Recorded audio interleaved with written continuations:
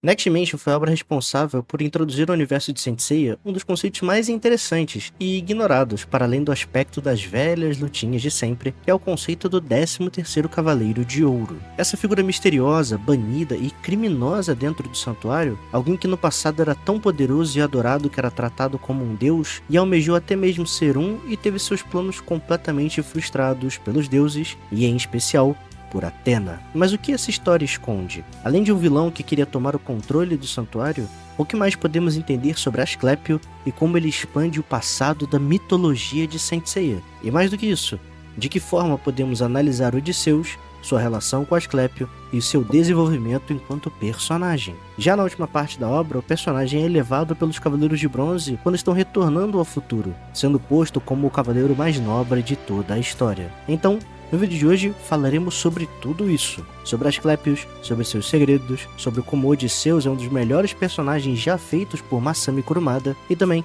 sobre como a existência do Cavaleiro de Ouro de Serpentário, ou Filco, impacta naquilo que entendemos como sendo a entidade Athena. Já peço então pelo seu like, para que mande esse vídeo para os amigos, se inscreva se ainda não for inscrito e que explore ainda mais o canal. Tem uma série de vídeos sobre os mais variados temas e tem muita coisa vindo aí também. Sem mais enrolações, vamos ao vídeo.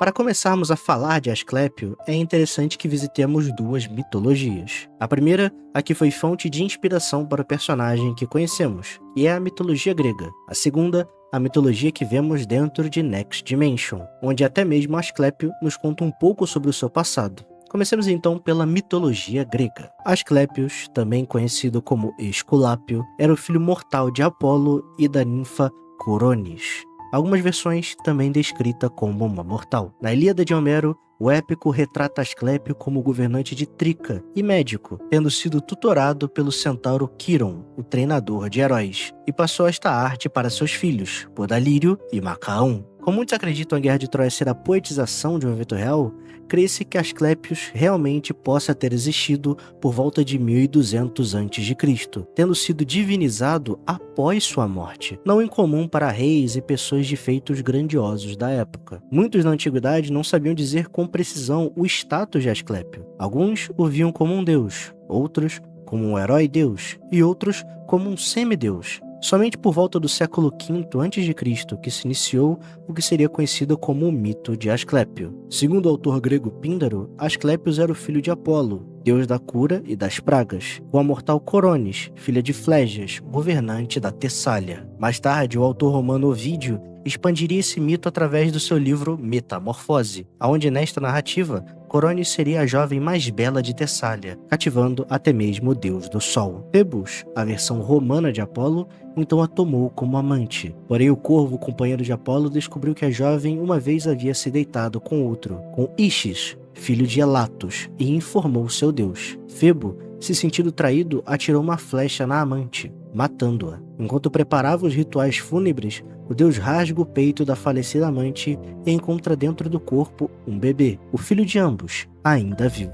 Febo então leva a criança até Quiron, o centauro irmão dos Olimpianos, e o deixou aos cuidados do tutor. Ossiroé, filha de Quiron, também profetiza, anunciou o destino do bebê, de que se tornaria um curandeiro lendário, mas que também traria para si a fúria dos céus, que será atingido pelos raios de seu avô e se tornará um cadáver inerte.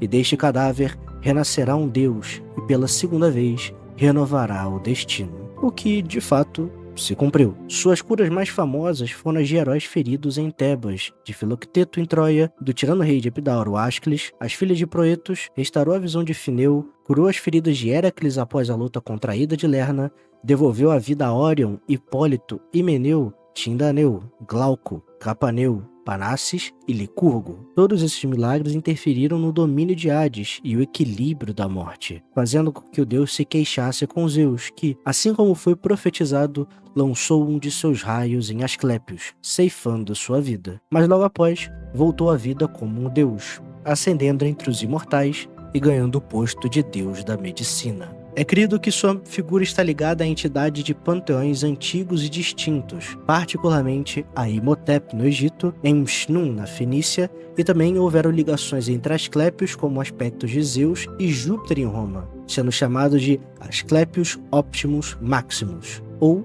o melhor e maior Asclepius. Acho que a partir daqui já podemos ver bem o que o Kurumada puxou para servir de inspiração para o seu próprio Asclepio, mas falemos do mito construindo em Next Dimension. Dentro da obra, Asclepius era um humano comum, um cavaleiro assim como todos os outros, mas seu poder e função eram diferentes. Se outros possuem o poder de abrir dimensões, retirar sentidos, ou atacar o sistema nervoso e gerar uma dor imensa, o Cavaleiro da Constelação de Ofiuco tinha o poder de curar. Ele era um curandeiro, alguém que ajudava uma enorme quantidade de pessoas, principalmente dentro da Ordem dos Cavaleiros de Atena. Quando está dentro de seu templo mais uma vez, Asclepio coloca em xeque até mesmo a configuração do Santuário de Atena, dizendo que na era mitológica, quem estava no centro do relógio de fogo era a constelação de Ofiuco, o que nos leva a crer que sua importância era realmente imensa. No entanto, quando vamos para o destino de Asclepio, existem duas versões para o que aconteceu. Em ambas, sabemos que o mecanismo para selá-lo foi a flecha da deusa, que o levou diretamente para o Tártaro. Mas a forma como o personagem se posiciona na narrativa é curiosa.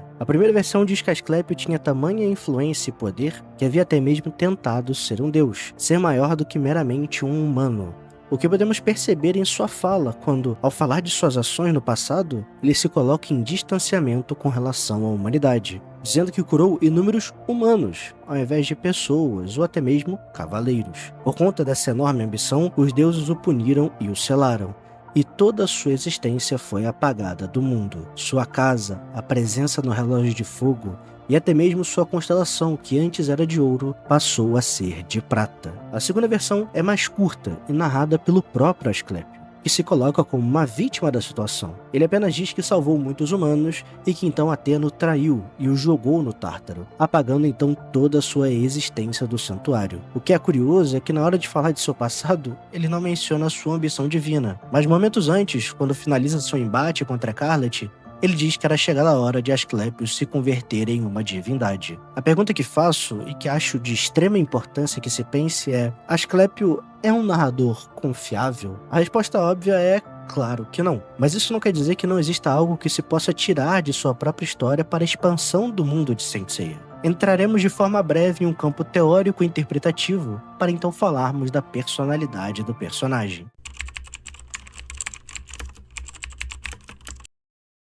A primeira coisa interessante é tentar pensar quando essa história aconteceu. No guia que fiz de como consumir Saint Seiya, eu menciono que existem materiais extras e que não podem ser levados a ferro e fogo, mas sim postos contra o material do mangá para ver se as informações batem ou não. No entanto, como a ND não nos direciona para nenhuma data, podemos fazer uso do hipermito para algumas especulações. Quando falamos em era mitológica, o período passado é muito grande. A criação do santuário só aconteceu após 7 gerações depois da primeira batalha contra Poseidon. Não dá para precisar ao certo quantos anos seriam isso, mas no mínimo, os eventos envolvendo Asclepio só poderiam acontecer a partir daí, já que é mencionado de forma enfática que os registros de sua história foram apagados e temos das demarcações como o relógio de fogo e a presença de sua casa zodiacal. Outro ponto importante é o rebaixamento de sua constelação de ouro para a prata. Isso só poderia acontecer no período em que o continente de Mu estivesse intacto e seus alquimistas ainda vivos, onde no meio do caminho da criação do santuário para a submersão do continente Mu, além de não termos uma passagem clara de tempo,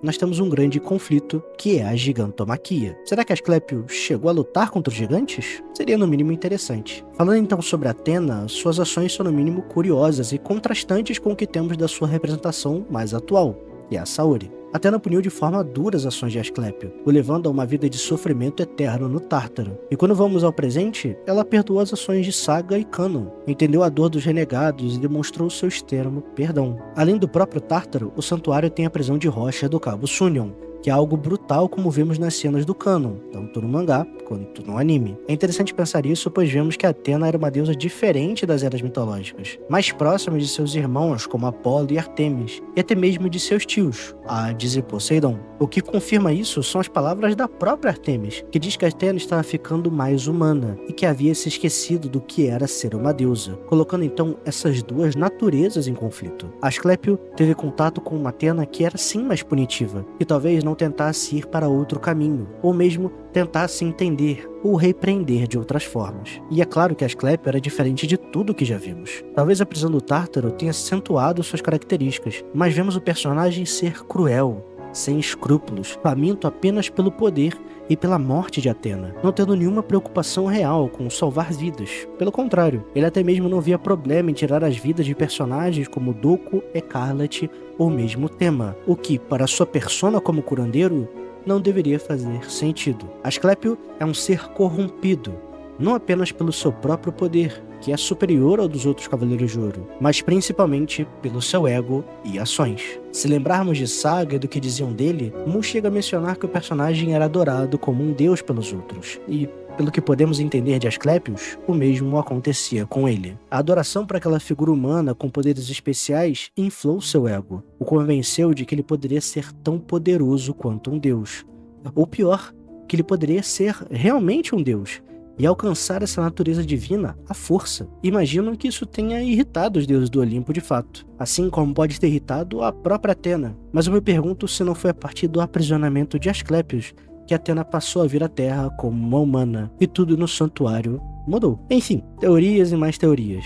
Mas fato é que Asclepios não só não é um narrador confiável, como distorceu tudo o que aconteceu com ele. É então que chegamos até a figura de Odisseus, o receptáculo, o corpo perfeito, aquele que serviria para completar o objetivo que Asclepio não cumpriu nas eras mitológicas.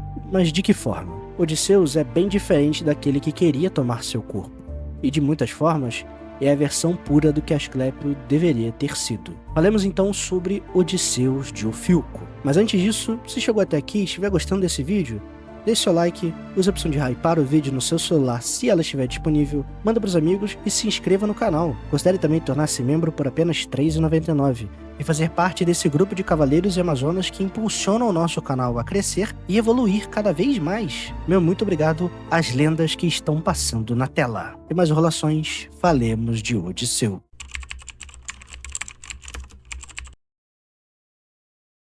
Odisseus foi uma figura interessante de acompanhar durante a minha última grande releitura de Next Dimension. O Kurumada prepara o personagem como uma figura profética e até mesmo messiânica por alguns volumes, onde a partir disso nós vemos os feitos e como o personagem impactou na vida de vários dos Cavaleiros de Ouro daquela geração. Odisseus é uma figura idealizada. Ele é a extrapolação de um curandeiro, de um médico, alguém que quer salvar vidas a qualquer custo, e até mesmo ao custo da sua própria vida. Sua missão, como ele próprio diz, é a de salvar quantos cavaleiros puder. E isso se reflete na sua história com cada um dos Cavaleiros de Ouro. Xion e Doco tiveram suas vidas salvas por ele em meio a uma erupção, onde Odisseus se jogou no meio de todo aquele cenário flamejante para salvar os dois aspirantes a cavaleiro. Com Ox, ele curou cada uma das feridas que o taurino possuía por conta de seus treinamentos. Com Caim e Abel, mesmo não conseguindo fazer nada pelos dois quando eram crianças, em seu retorno ao santuário, ele salvou a existência de ambos, onde Abel tornou-se bom o bastante para pedir para que Caim lutasse pela justiça, e Caim agora podia existir de forma única e sem a presença de seu gêmeo, como deveria ser. Neftou tinha dúvidas sobre seu gênero, se era homem ou mulher, o que significava sua existência. A que Odisseus lhe responde dizendo que isso pouco importava, e sim que se fosse uma boa pessoa e vivesse sua vida de forma correta, seria o melhor cavaleiro de ouro de todos. Kaiser teve não apenas sua vida salva por Odisseus transplantar seu coração, mas aprendeu sobre a justiça e o dever de um cavaleiro, mas principalmente aprendeu o valor da vida humana, que ele tão facilmente parecia jogar fora em prol de batalhas. Shijima também aprendeu suas lições e filosofias junto a Odisseus. Escarlate teve não apenas sua vida salva pelo Cavaleiro de Ofilco, como através de seu sangue dourado, ele teve a oportunidade de existir nesse mundo, de ser um cavaleiro, de superar sua doença mortal. Com Gestalt, Odisseus não podia simplesmente ajudá-lo por completo em seu luto com relação a Tânia, a égua de estimação dele, onde, ao fazer com que o Gestalt acreditasse que eles agora eram uma existência única, Odisseus fez com que o Gestalt tivesse paz, mas aquela ainda era uma lição que queria ensinar ao Sagitariano. Acredito que se ele tivesse ficado vivo, poderia ter completado o tratamento de Gestalt como fez com os outros. Os únicos Cavaleiros de Ouro que vemos com poucas influências diretas, mas que tiveram contato com Odisseus quando mais novos, são Mistoria e Cardinale. Izo, por outro lado, parece nunca ter encontrado Odisseus, tendo ido treinar no Japão por um longo período, onde não o vemos presente em nenhum painel que mostra os Dourados enquanto crianças. Tendo então essa forte influência na vida de cada um dos Cavaleiros de Ouro daquela geração, Odisseus é capaz de plantar a dúvida no coração de alguns. Eles seguiriam Athena, a deusa que ainda não havia chegado ao santuário no momento em que a Guerra Santa estava para começar, ou seguiriam Odisseus, aquele que tinha uma enorme benevolência e um senso forte de justiça que tanto conheciam? É aqui que podemos notar que existem alguns paralelos de Odisseus com Asclépio, principalmente no sentido de existir essa adoração por ambos. Asclépios era adorado nas eras mitológicas, Odisseus na era atual. Mas como os dois respondem a isso, e é interessante de se analisar. Odisseus nunca perdeu de vista que sua lealdade era para com Athena, e que ela iria salvar o mundo e trazer paz ao guerrear contra Hades. Da mesma forma, Odisseus jamais se gabou de suas curas ou feitos, do que fez para ajudar, mas apenas seguia dizendo que aquela era sua missão, salvar quantos cavaleiros puder. E assim como Asclépio, Odisseus se vê diante de um conflito contra Athena. Se o serpentário mitológico se sentia atraído por aquela figura, Odisseus se via em meio a uma decisão complicada, onde não entendia as ações de Athena, e teria que matar uma para salvar a outra. Dá até mesmo para pensar como um dilema médico se embarcarmos dentro da temática do curandeiro. Se pararmos para pensar, a figura do serpentário, assim como a figura de Athena, se alterou ao longo das eras. Asclépio teve um conflito contra a Athena divina, aquela que ainda tinha sua natureza de deusa ainda mais proeminente. Odisseus, por outro lado, tinha um conflito contra uma Athena que era mais humana, de diversas formas. Assim como ele, enquanto serpentário, era igualmente uma pessoa mais humana. Asclépio e Odisseus são como espelhos para a figura de Athena e Saori, onde o conflito das eras mitológicas se repete, mas com uma roupagem diferente, e principalmente mostra como essas figuras são agora distintas. Para não me alongar muito nesse assunto, talvez eu deixe isso para quando for fazer a minha análise de Next Dimension. Voltando à trama, Odisseus, junto do grande mestre Suikyo, tinha um dilema para ser resolvido: matar uma Athena para salvar outra. Suikyo é aquele que se oferece para carregar essa cruz e missão, tendo o objetivo de matar a Athena vinda do futuro, mas também de matar Hades. O grande mestre, quando a chance apareceu, tentou da mesma forma abreviar o sofrimento de Suikyo e impedir o renascimento de Odisseus, mas contou com a interferência de Shijima para não conseguir realizar aquela missão. Odisseus, por sua vez, ficou com uma cruz tão pesada quanto a de Suikyo. Odisseus é um homem bom e um cavaleiro bom, atormentado por um espírito e por uma entidade maligna que quer usar seu corpo, e ele não parece ter escolha diante disso. É como se a inevitabilidade daquele momento já fosse algo que ele tinha consciência e apenas adiava, atrasava como poderia. Era uma sombra que sempre o rodeava, e agora que Athena estava ali, o destino que tanto parecia lutar estava prestes a se concretizar. É por conta de Athena que Odisseus estava sofrendo ainda mais com a presença de Asclépio. É por conta de Athena que ele, o grande mestre e Suikyo teriam que mentir e enganar as pessoas que tanto tinham proximidade e cumplicidade. É por conta das ações de Athena que, para atrasar o perigo iminente, Odisseus tira sua própria vida e passa anos sofrendo no mundo dos mortos, tendo sido mandado para o Cócito. É por conta das ações de Athena que agora Odisseus renascia e enfrentava aqueles meninos que cuidou e protegeu ao longo dos anos, sendo visto como uma ameaça por alguns e como alguém a ser seguido por outros. E mesmo em meio ao conflito mais mortal que poderia enfrentar, Odisseus subiu as escadarias não para atacar e matar, mas para fazer o que sempre fez em vida: ensinar e cuidar. Durante sua subida pelas escadarias, mesmo com toda a dor do momento, mesmo que Asclépio estivesse cada vez mais próximo de si,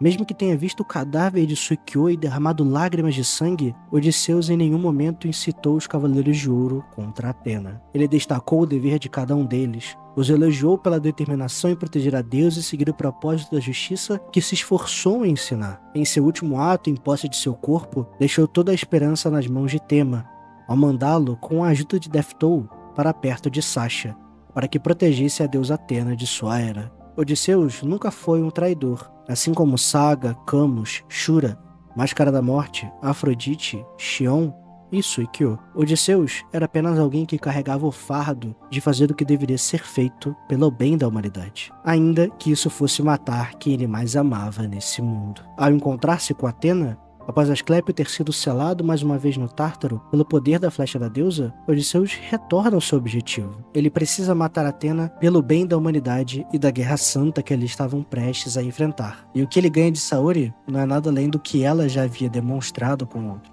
compreensão e compaixão. Saori toma para si toda a responsabilidade, toda a dor, todo o sacrifício vivido por Odisseus e se machuca para que tudo voltasse ao normal, arriscando sua vida mais uma vez. Não apenas isso, ela faz com que Odisseus perceba o que verdadeiramente era aquela Atena, dizendo que os cavaleiros não são meramente servos, nem instrumentos quaisquer da justiça, mas pessoas que ela se importa. Em especial, os cavaleiros de bronze são os seus amigos inestimáveis. Até o final, Odisseus não matou ou machucou. Suas mãos e poderes não eram para tirar vidas, mas para salvá-las. É assim que o vemos salvar a vida de Atena, e em seu papel como líder e exemplo, não deixou o ânimo dos Cavaleiros de Bronze esmorecer, mesmo diante daquela situação que tanto os abalou com Saori tentando tirar a própria vida. É então que surge o monólogo final, e antes de falar sobre ele, eu vou ler para vocês. Apenas como referência, estou usando a tradução oficial do volume 16 feito pela JBC, mas as imagens na tela são de outra fonte. Enfim, Odisseus diz: Atena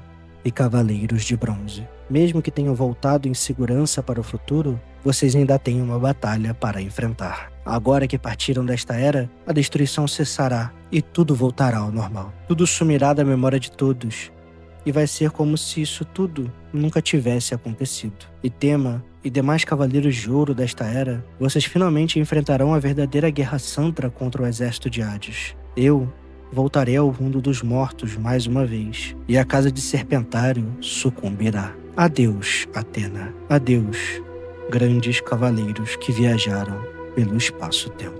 E esse é um momento definidor para o personagem. Ao longo do vídeo, apontei como muito da jornada de Odisseus é como um ato de reparação ao que Asclépio fez na era mitológica, como não se gabar de curar, defender Atena, ser humano e não uma criatura distorcida por uma suposta grandeza. E aqui, mais uma vez, esse paralelo aparece. Assim como Asclépio, Odisseus teve qualquer registro de suas ações completamente apagadas. O que ele fez na subida, a forma como ajudou Caim e Abel, ou Deftou, da forma como ele salvou o Doco, mesmo com Asclépio quase roubando seu corpo, tudo o que ele fez não existia mais. Por mais que o resultado de suas ações reverbere, ele mesmo não será lembrado. É claro, o que ele fez antes da morte sim, mas o seu retorno, os reencontros, sua ajuda e vontade de salvar o mundo, tudo isso será apenas esquecido. Não apenas isso, ele irá retornar ao mundo dos mortos para uma vida de sofrimento eterno, mas não há arrependimento ou lágrimas em meio à sua fala, apenas um singelo sorriso. O dever cumprido, a missão completa, o mundo direcionado e especialmente a fé na geração de cavaleiros que ele salvou e cuidou ao longo dos anos. Diferente de Asclépios, Odisseus não queria ser mais do que era, mesmo que o seu destino o empurrasse para isso a todo momento. E por isso, e tantas outras atitudes, ele foi maior do que o seu demônio, que o seu medo, que o pecado que tentava deslizar de forma sorrateira para dentro de seu coração. Talvez os Cavaleiros de Bronze estivessem certos. Odisseus foi, realmente, o mais nobre dos cavaleiros. A história de Odisseus chega ao fim dessa forma, e por tudo que destaquei aqui, não consigo deixar de achá-lo um dos melhores personagens já feitos pelo Kurumada. Seu forte senso de justiça, de salvar as pessoas, de sacrifício, tudo isso é encantador, principalmente por como ele demonstra suas características. Odisseus não é o tipo de personagem que vai mudando conforme a narrativa, mas que reage aos acontecimentos sendo quem ele é até o fim, mesmo que Atena o tenha feito mudar de forma mínima ao final da obra. Junto de Suikyo, é meu personagem favorito de Next Dimension, e espero que esse vídeo tenha feito você, especialmente se não gostar de ND, ter pelo menos um pouco mais de apreço e carinho pelo personagem. Então, meu povo, por esse vídeo foi isso.